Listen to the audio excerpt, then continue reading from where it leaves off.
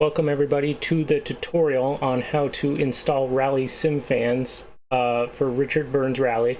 This is an all-inclusive package of mods and online rallying that works all in one single launcher. So you'll want to come to RallySimFans.hu and you'll be greeted with the homepage here, which will look like this. There is a place to create an account for online rallying. There is also the downloads page that you'll use to install the whole launcher all together as one package. You don't need Richard Burns Rally before installing this. It's all free and it all comes as one package. So on the left, there's a menu bar. You'll go to download. And to start, you'll want to actually get a Torrent program to install the files. So I use BitTorrent. Actually, I have this one that I use, which is QBitTorrent.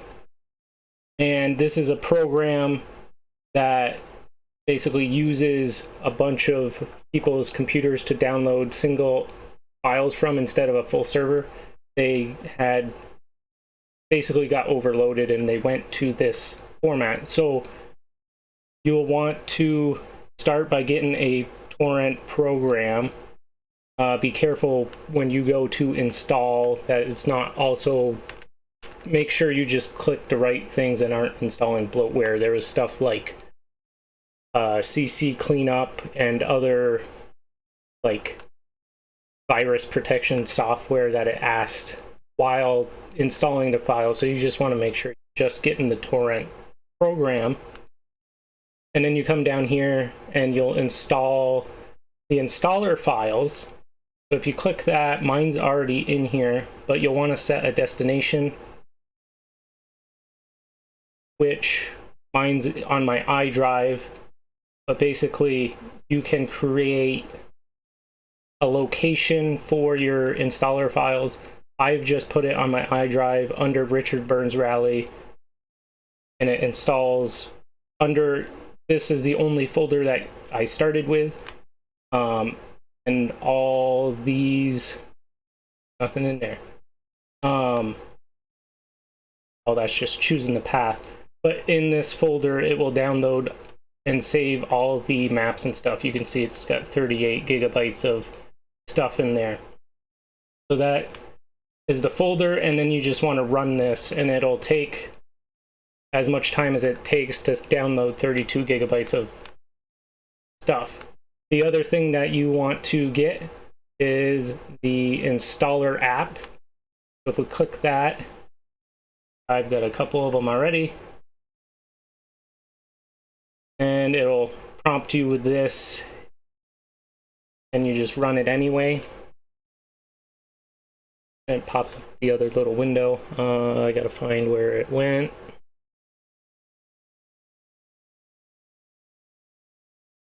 So you'll be greeted with your language.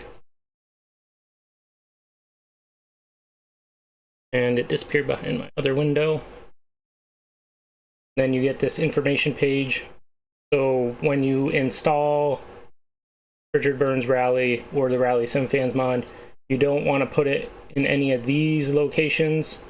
If you can put it on a drive outside your C drive, it seems to be preferred.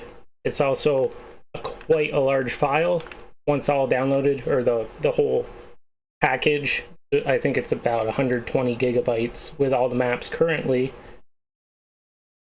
So if we go next, you'll want to pick the location of where you want your destination Richard Burns Rally to install to. Mine's going to be, or mine already is, on the iDrive under Richard Burns Rally.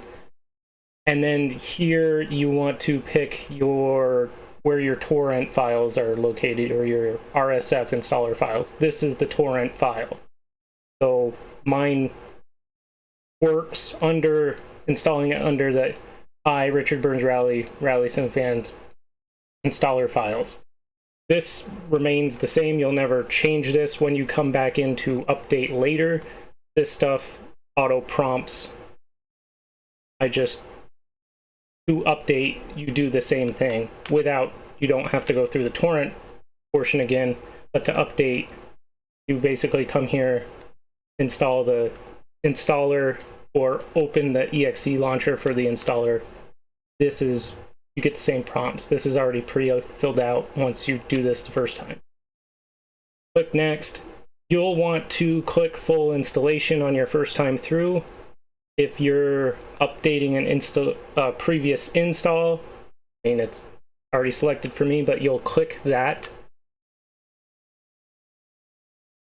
And then this page asks you what server you want to download from. I've always just left it default. Now, when you get to this page, if you're doing a full installation, almost everything here will be checked, and you will want to leave it like that. I think most of the maps come through the torrent file, but just leave this as it is.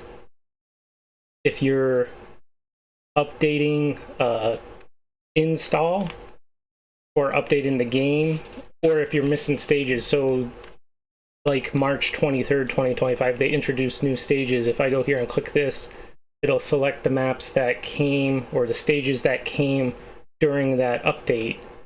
So if you don't install, or if you don't update this RallySimFans for, say, 6 months, and there's a couple new stages that you need to get, you can just come in here and click, I need the one from 1224, and it'll select those. Those are probably somewhere in here. Anyway, you can just click the stages from those updates, and then you click next. And then this page has a bunch of, these are all the mods.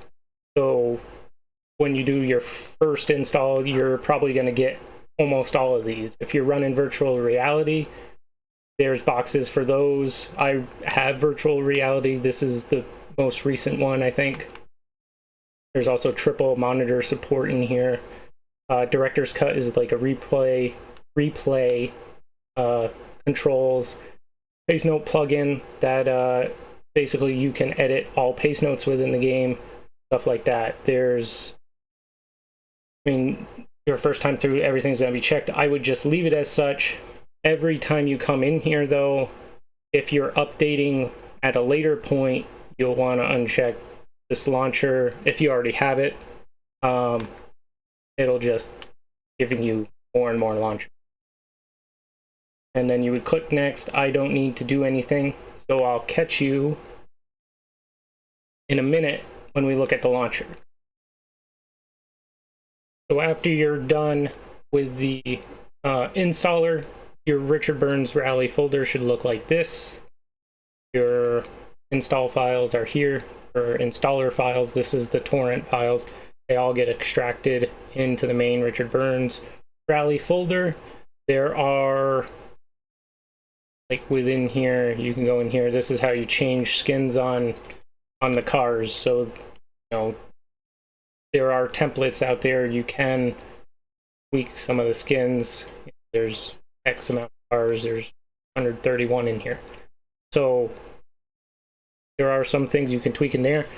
The rest of it all comes through the launcher, which is this. So here you can select your virtual reality, whether you're running that or triple screens, or if you have neither, there's just a standard single screen setup.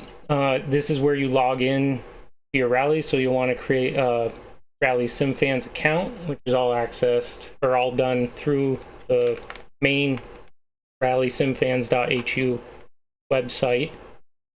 So you get the login. There's different settings in here. Get ready. You can disable some messages within the game.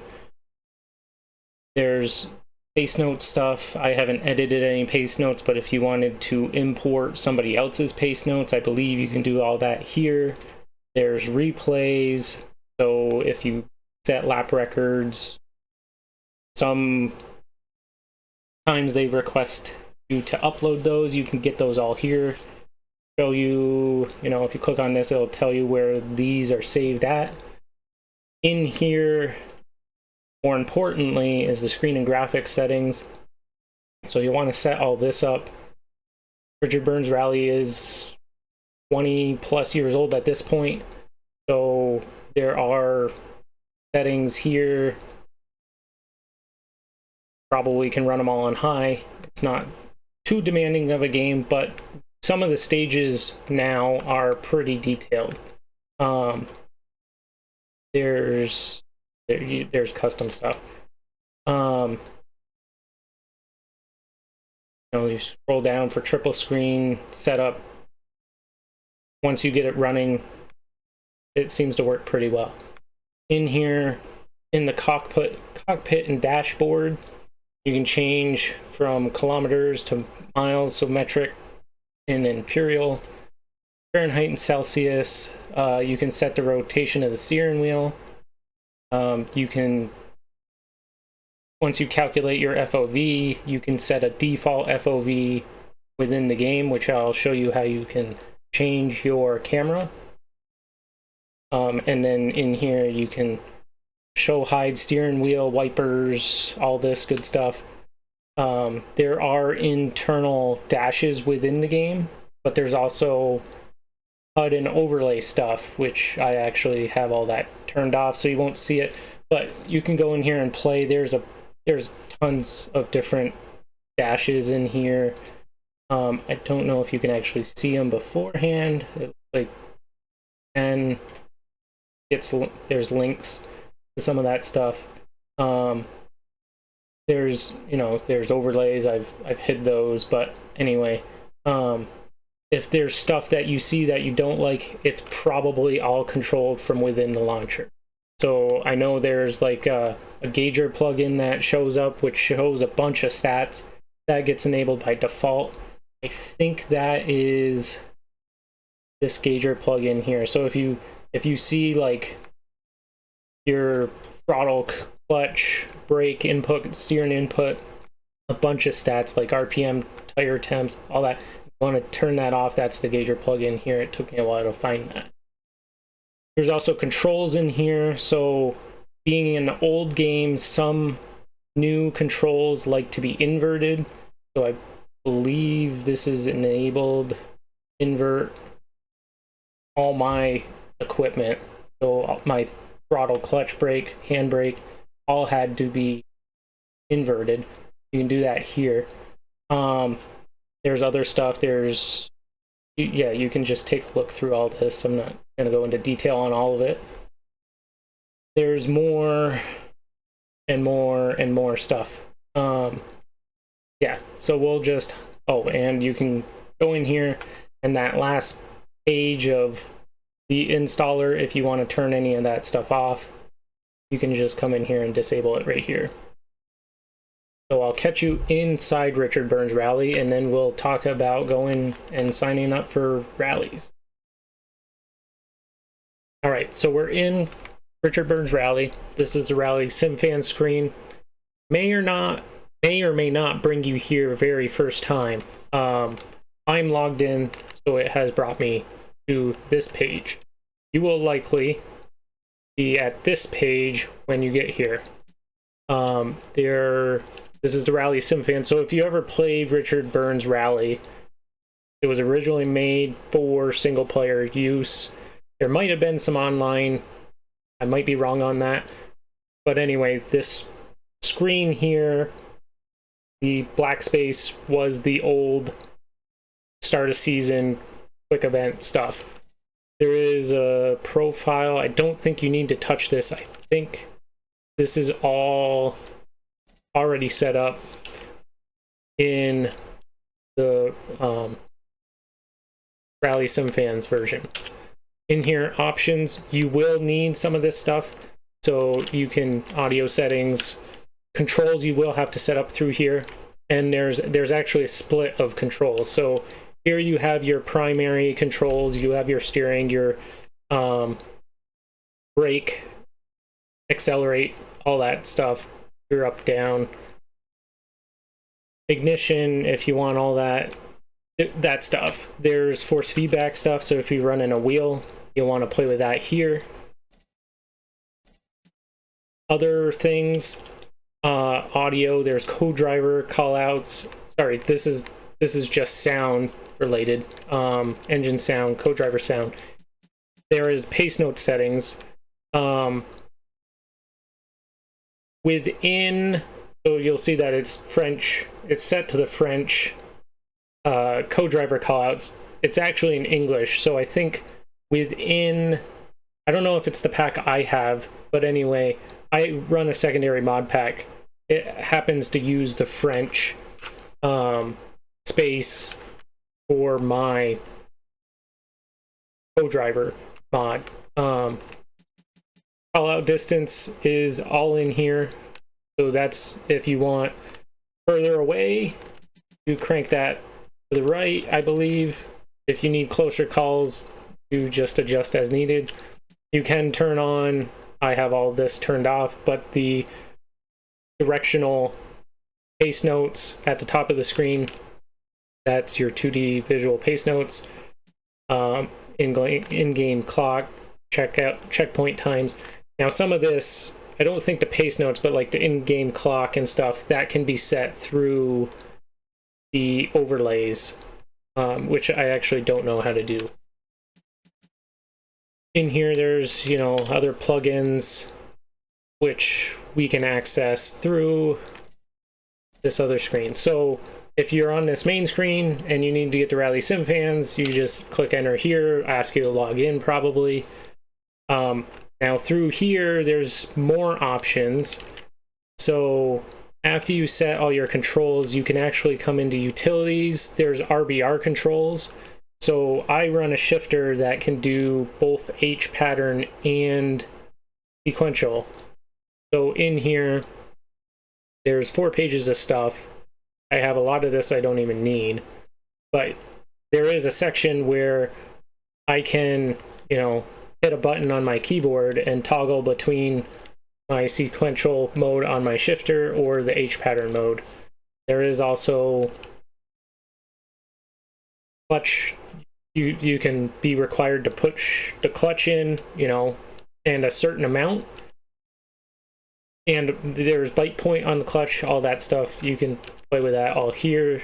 I just wanted to point out there is a little more settings in here that are not in the standard RBR controls. Like you can move your seat, for instance, or reset your DR. There might be other plugin stuff, but anyway. We'll go back to the standard RallySimFans screen. So in here, they've actually introduced Rally Season, which is a single player rally experience like base RBR. Right now, I think they only have current WRC and Group B, and you have to set those outside of the game. And then when you click on Rally Season, it actually pulls it up. Looks like Rally School is now in here as well.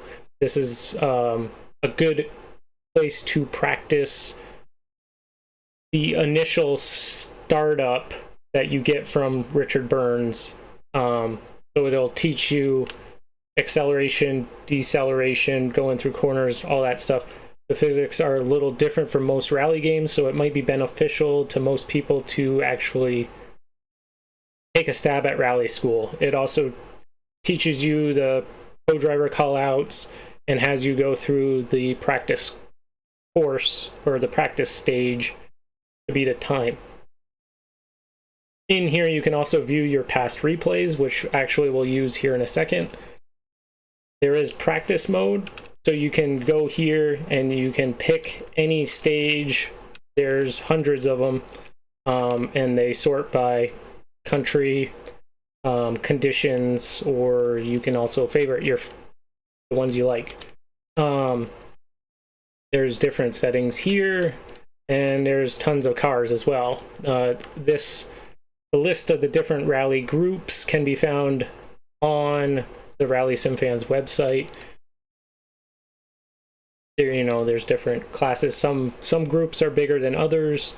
But anyway, there's setups in game which are fairly decent for just monkeying around. I don't play with setups, but most cars come with something other than default, and they've set up for different conditions as well. So there's snow, gravel, tarmac for this specific car. There's different gravel setups in snow and tarmac, so there's options. There's time trial mode where you can hot lap, set times. It'll score the times. I believe it also scores it in practice. So I've never used time trial mode. What you might probably use the most is online rally, and you'll want to log in for this, but this is how you enter rallies against other people. All the results are posted to the website. I don't think you can actually see anything other than immediately after conclusion of a stage it will show you where you are, but you'll want to check back online to see where you actually finished. Actually surprised. Usually there's daily rallies here, and I'm not seeing them. The blue stages, I think anybody can sign up for. The colors mean different things, and I'm forgetting. I think red is restricted. Some of these you have to pre-sign up through. You have to basically be pre-approved to enter. I thought there was more than 3 colors, but anyway. Red, I think, are the restricted. You have to pre-sign up for. I don't know what the green is, but blue ones, anybody can sign up for blue, and usually there's daily rallies here. Surprised I'm not seeing any. Usually there's day-to-day rallies that run every single day. There's 2 of them. It's a 2-leg rally, and yeah, anybody can join those. They run every single day, and there's usually 3 different classes. So you get, like, you can get the front-wheel drive cars, which are lower powered, and then there's kind of like a limited or an open class, you know, the more powerful rear-wheel drive and all-wheel drive cars, and then there's the full WRC spec. They all run the same stages. There's 3 of them, and run those once basically, and then you're out of luck. You got to go try another entirely different rally. So you could do like the front wheel drive, you crash out, you can't re-enter front wheel drive. You can go to the all-wheel drive or the WRC, but yeah, we'll just click on one of these. Oh, I didn't register. So some of these you might have to, maybe I was wrong on the colors. Maybe the blues, the ones that you have to pre-register. Maybe the green ones are the ones that anybody can enter. We'll just click on a green one, and it'll tell you, you know, these are the stages that we're going to run. It tells you a little bit of a description, the car groups. I imagine if I didn't have all these downloaded, it would tell me can't enter because you need X stage. And you hit up and down to go through the legs. If you hit left or right, you can jump from the complete top to the next box or the next section and then down again. So if we go start, you can then come in here, you can pick your car. You know, these are the cars that are available for this rally. You can pick your tires. And you want to take into account, you know, this surface is all tarmac, so we probably want to pick a tarmac tire. The weather here, all clear, so I probably don't need a wet tire. There is tire wear. All that, you can pick your setup. This car doesn't have a setup, or you can edit it. Yeah, and then you would just hit start stage. Once you start a stage, you finish the stage, and you can save, well, save per se. If you want to stop, you just stop racing, and you can come back later. So if you finish legs 1 and 2, but you can't do 3. Well, you can just exit and come back later until this rally's done for the time it's signed up for. So here on the far right is closing time. This rally closes on April 23rd at 2100 hours. There's been 9 drivers signed up for this and 0 have finished. So that's that. Yeah, we'll hop into the car real quick, and I can kind of go over first time setup of the vehicle, and we can take a look at replays. All right, so we're sitting ready to go, or preloaded on the stage. This is, I think, my first time in this car. This is a BMW, which I haven't driven before. So to start with, it'll give you these lines at the top. This is just showing you, as you test your inputs, that your inputs are functioning. I believe if you have a handbrake set, you have to pull the handbrake for it to get past this screen. And now the car started and we're 3, 2, 1, go. We're gridding. So you'll get that countdown, then you can go. Now from this spot, if you have your mouse, I have to find my mouse. You double right click, sorry. You can pull up this camera settings. So right now we are on the internal camera of the car. We have previously calculated our FOV, so this number is always going to be this number.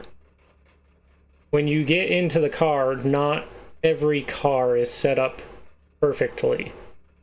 So that's where these XYZ settings come in. So you can change your driver position with these numbers, and the longer you click, the more the increment ends up jumping. So once you kind of get where you want to be, it can be kind of a pain. And you do have to do this for every car, because they're not all the same. You can set your XYZ positions. This is going to set your where your camera is sitting at, and then your target is going to be basically the horizon line you're setting. So to look straight ahead, you're going to want your X target and position to match each other. And then, you know, if you want to look up or down your target, you can pick that up as needed. I don't think Z really does anything on the target line, but that's that. You do get several different cameras, though I think some of these are only replay cameras. I think there's four default cameras for driving. They're going to be probably your cam bonnet 1, 2 internal, and then you probably have a chase cam as well.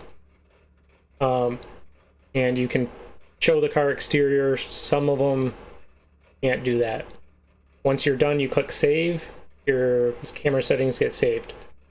Here, if you're running a dashboard on the car, you can change the size here.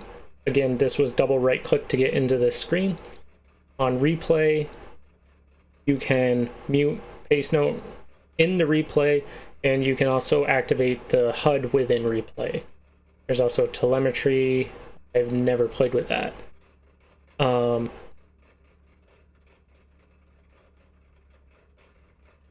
If you double click now, you can pull up your pace notes, and now this is the pace notes that the co-driver is going to call out. I haven't played a lot with this, and I know, like, you can click on, you know, the first call out here is going to be a fast left and then a fast right, and you can change the call out position. So as this car moves forward, when it gets to this location, 98.7, it's going to call out fast left. Now we can change that here to easy left, flat left, medium left. It's not really any of these hairpins or anything like that, but this is how you adjust it. So if you need a call out earlier in the stage, you know, you can change the location to 95 and then hit apply, and it'll change that to 95. Change that. This stage has been perfectly fine. This is just the test stage, or rally school stage. You can also add callouts. So if there is, you know, if there's a bridge up here, that would be, I think it's forward into. So if we wanted to add in here at whatever 225, sequential mode. I hit the button for my sequential mode. If I wanted to call out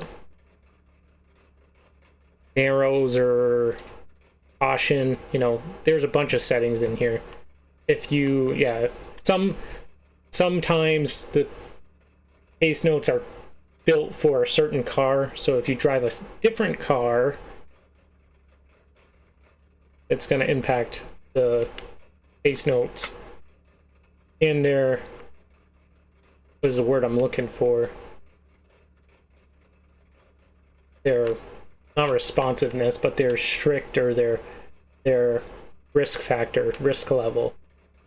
Anyway, so we'll go jump into replay settings, and I can show you a couple of those, and then that'll be it.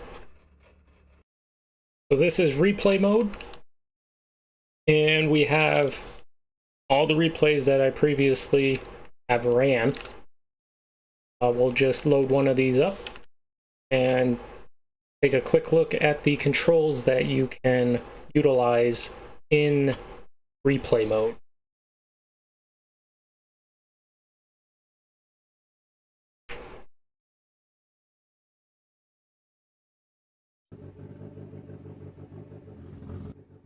So here we are on the stage. 3, 2. Pause this for a sec. So there are a couple controls that you need to know. You should set pause, should set change camera within the default Richard Burns Rally controls. There is, as you saw, if you hit tab, you can pull up these free cam settings, and there's a little bit of help within here. As you can see, if we hit F9 on our keyboard while being paused, we can activate the free cam. It just disabled. There it goes. Okay. So sometimes you might have to hit it. So with the mouse, if you right click and move, you kind of pan the camera about. It's very, these controls aren't the best. I'll just preface this before we get too detailed. To pan, you can left click and drag left or right. To move the camera around, so to spin it, you right click and move your mouse. To move the camera completely, you right or left click and move your camera about. To move up and down is the scroll wheel, which that's something I really don't enjoy doing, but it is what it is. The other thing you can do is you can hold control, which pulls up your field of view and zoom, and with the with the scroll wheel, you can scroll in and scroll out. And then to disable free cam, you just hit F9 again. So it'll go back to whatever the default camera was. So if you want to get far into a stage, actually the best way is probably to just go with a chase cam. So if you hit tab again, you pull up the director's cut. There's different settings in here. Like if you kind of thing. Usually I just leave it. I think usually I just leave it on free cam. Doing Put it on free cam. Exit. Okay, now I've done it because I've got myself in this. Okay, we're on free cam. Auto stage. So if you want to just watch the replay, you can do an auto stage. You get on chase. My chase mode's all great. Oh, why? Anyway, sometimes the pause button doesn't work. It doesn't actually pause it. It pulls up the menu. But if you're on, okay. So if you're on chase cam, and then you just start, and it's not actually chasing the car, you can switch through with your camera controls button. So sometimes this is how I get my shots, is I'll just put it on chase mode, we'll follow the car through a stage, and when we get to a point that looks like there's plenty of action, like hitting this tree up here or something, you can pause it before you get there. Sometimes it pulls up the whole menu. And you can pause it, and then you can hit F9, and you can start moving your camera about like so, and then you can take your photo. The sucky part is you can't rewind, so if you wanted the car 10-15 feet back, you're kind of out of luck. You gotta restart the whole replay system. But yeah, that's the free cam. That's the installation of RBR. Have any questions, put them in the comments. I can try to answer them best I can. Thanks for watching.